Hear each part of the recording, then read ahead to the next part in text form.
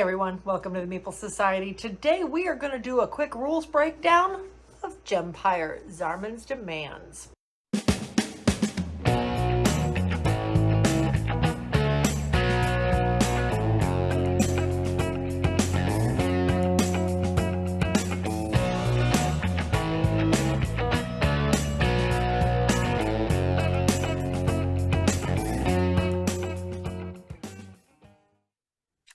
In Gempire, King Zarmund needs a new capital city, and you have been given the opportunity to flaunt your architectural skills by being the first to construct a worthy city. You and your fellow architects will participate in Zarmund's competition by constructing buildings in your own cities and researching the technologies to make them great.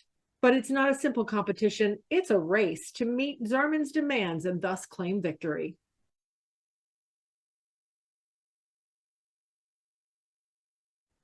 Lay your building board out in the center of the table, shuffle up your building cards, put 3 out on the board, and turn over the 1 on top of the deck. Place out your palace reward holder, mix up and choose 5 palace rewards. Put the rest back in the box, you won't need them for this game. Place out your science board, shuffle up your technology cards and place 5 out next to the science board. You can put the rest back in the box. Shuffle up the orange Zarmund's Demands cards and randomly place out 3 above the board. And then place out the orange numbered tokens, 1 above each one of the demands. Near the central area, make a stack of your production coins, all 4 different types of gems, your palace upgrade markers, as well as 1 second row token for each player in the game. Give each player one of the planning books, a dry erase marker, a palace token matching their color, 1 culture flag, and 6 wooden cubes.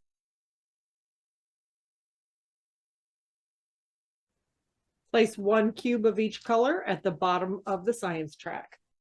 Also, snap together the included dice tray and set the 5 included dice aside. And now you're ready to play.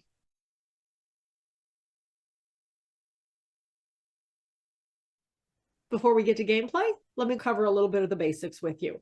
But before I get started, please turn on your Klingon subtitles in the event I miss anything or make any goofs in my explanations. In Gempire, there are 2 types of resources that you're going to collect throughout the game. One is production tokens. Production allows you to obtain and construct buildings from the central board into your city. Each building helps you to increase your city's population, gold, and culture. The second resource is science. Science is tracked on this board. It allows you to discover technologies that give you special advantages and abilities throughout the game. But be quick about it. The longer you wait, the more it will cost you. Everybody starts the game with their planning book. This is where you will mark down your next actions. You will keep these decisions hidden until everyone reveals them at one time. This also assists you in keeping track of your city's growing population, gold, and culture stats.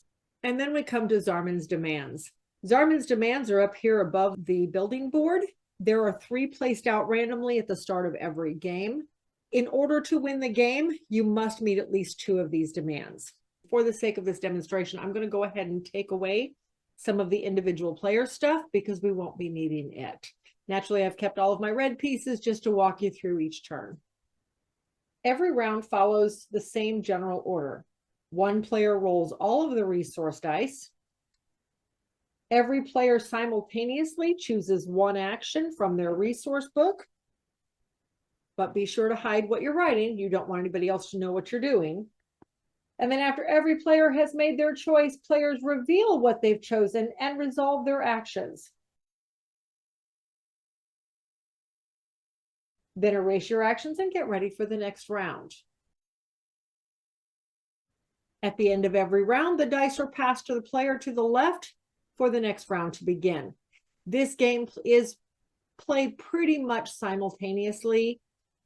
Everybody chooses from the same set of dice every round. Everybody chooses their actions simultaneously, and then everybody goes through the list of actions and resolves their actions.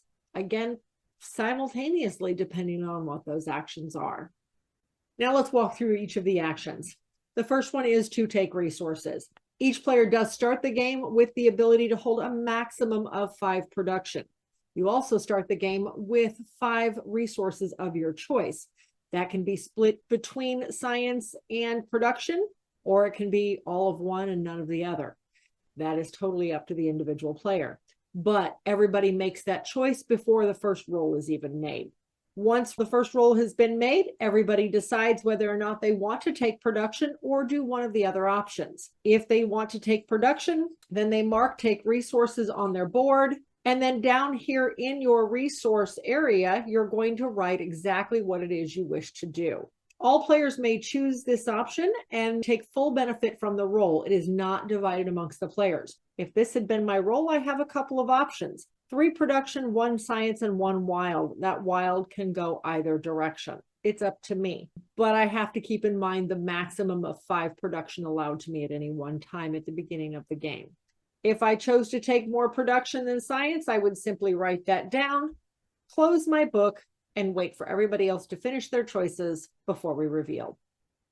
Every round, there are building cards that occupy all of the A, B, and C spaces on the building board, as well as one turned up so you can see one of the 3 cards that are potentially coming out the next round.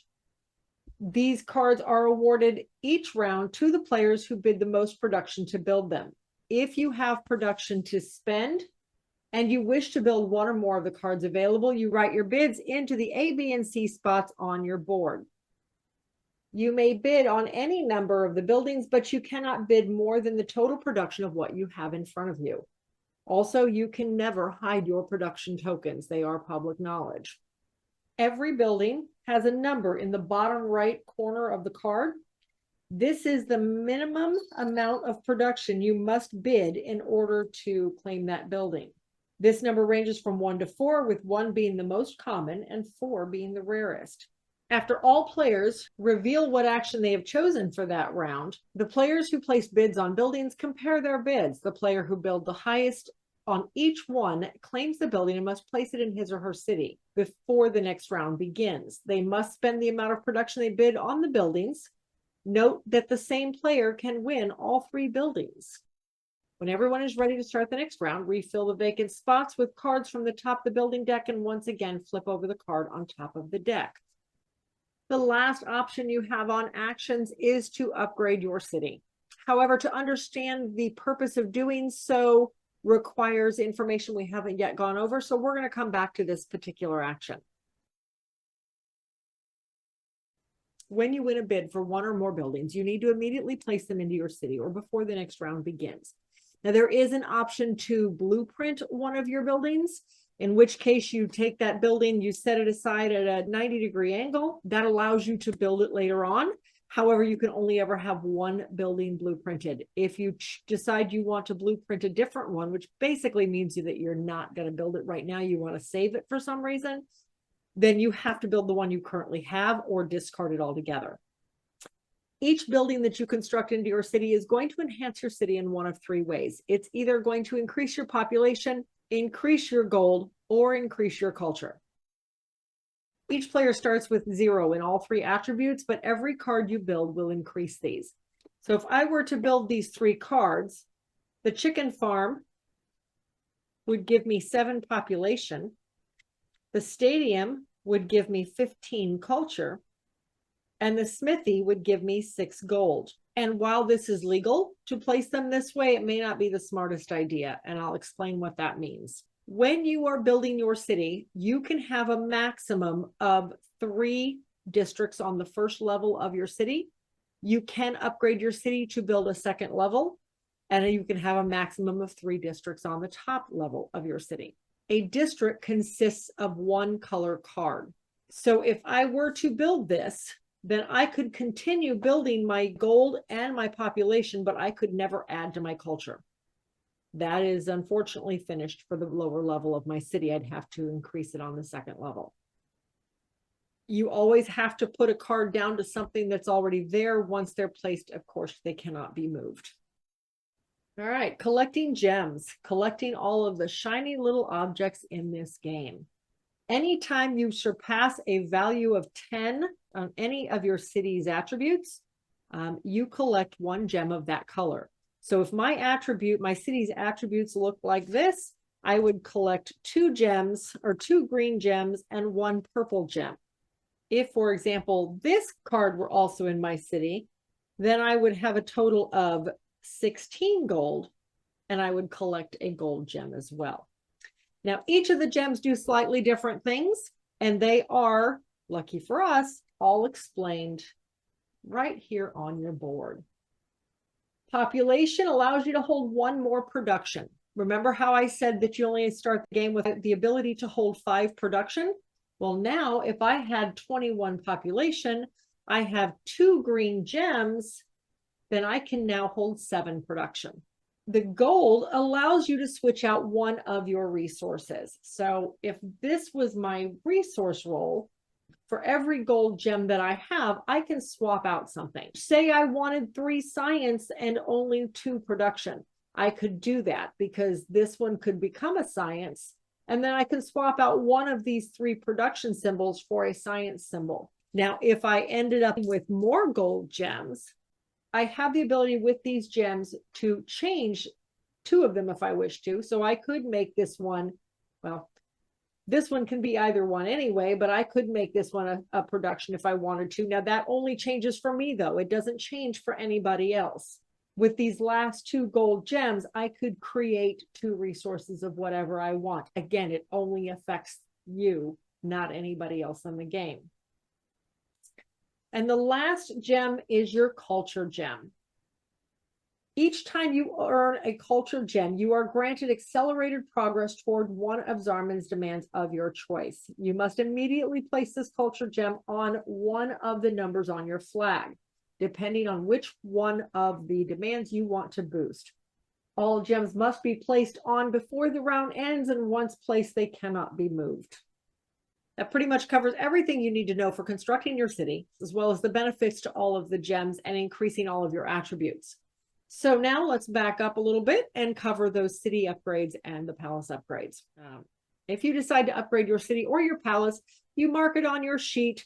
You indicate exactly what you're doing, whether you're doing a palace level 1 or you're upgrading your 2nd row, however you want to indicate it on your board. To build your 2nd row, you take your 2nd row token off. Everybody is allowed 1. You place it to the side, and this now allows you to start building cards up on top of your 1st row. Cards must be placed directly above other cards. They can't be placed in between or out in the middle of nowhere. They have to have a base below them.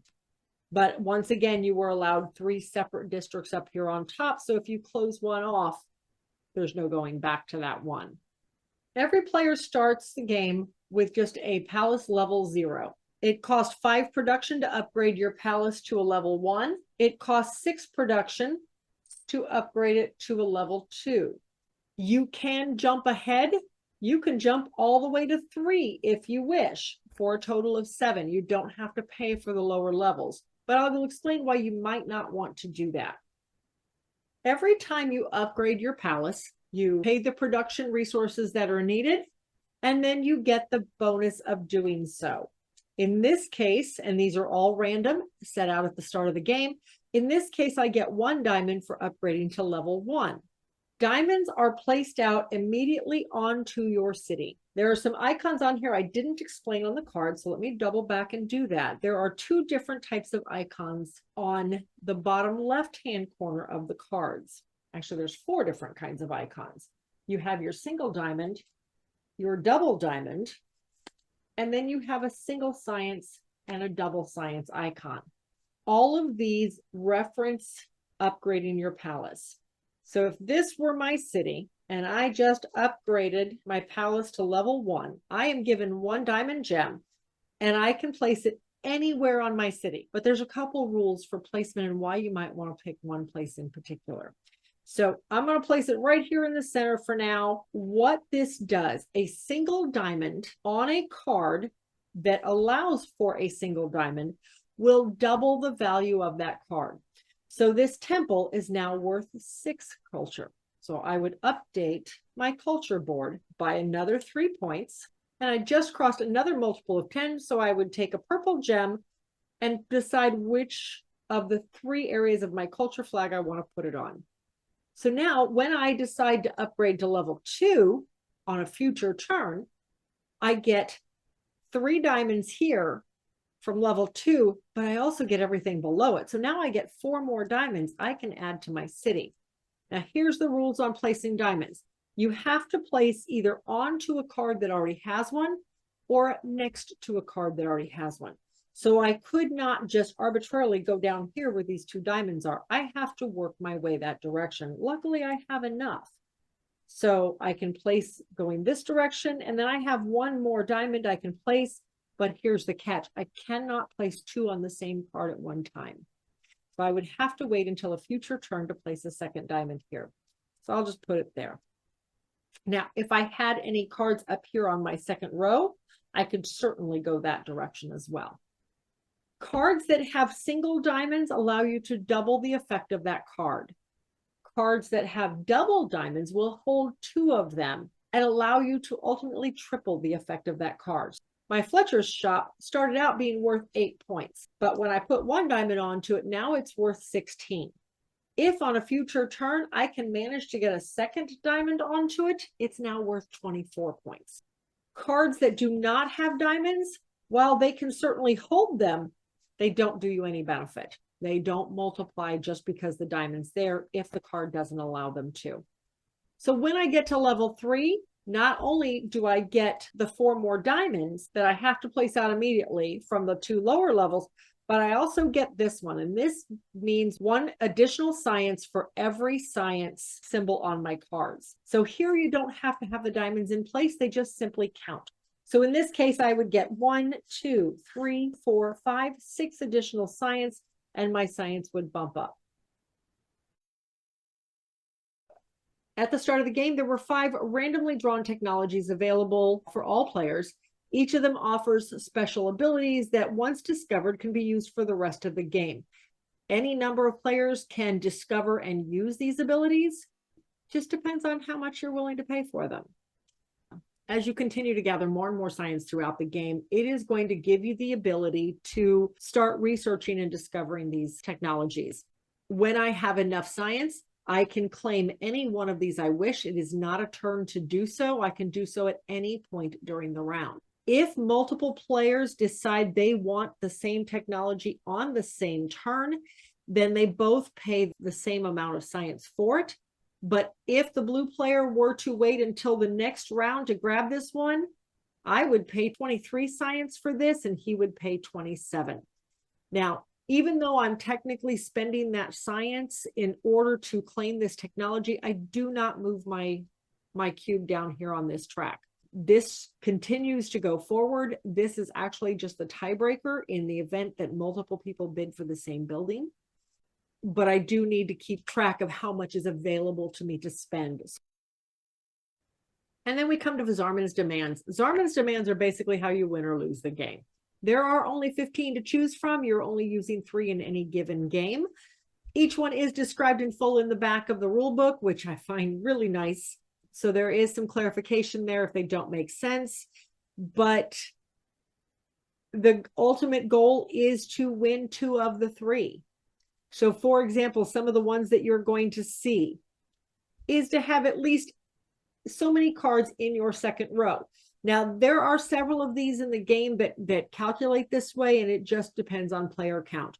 In this case, you would read this as 3-player, 4-player, 5-player. In a 3-player game, someone would have to have at least 10 cards in their second row, 9 cards in a 4-player, and 8 cards in a 5-player game.